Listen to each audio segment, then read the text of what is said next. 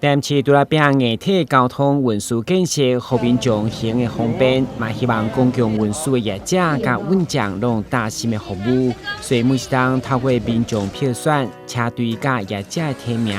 经过选拔机制，才诞生优良的驾驶。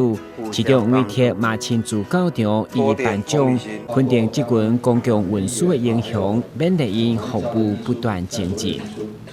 那优良驾驶的部分哈，我们觉得除了低肇事率、遵守交通规则之外，最重要还有一个服务态度。我们希望说我们的驾驶人员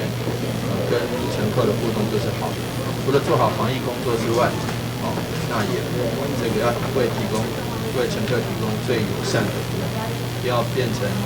到时候还一大堆人投诉那这我们不喜欢这样子。公车就是一个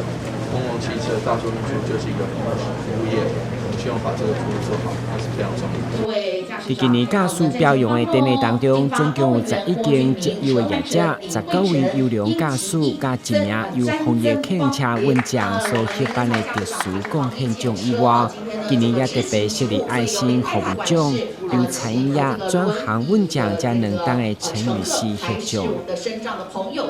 获得这个奖项啊，其实是因为我看到许多富人啊，还有一些年轻妈妈，所以我针对他们各项的乘车啊，还有一些老人我会看到，因为就会看到自己家里面的人啊，如果在未来搭乘公车，希望可以得到相同的待遇，所以我才会，不管任何时刻，我都会很注重服务礼节啊，还有对这些乘车人员特别的爱护跟照顾。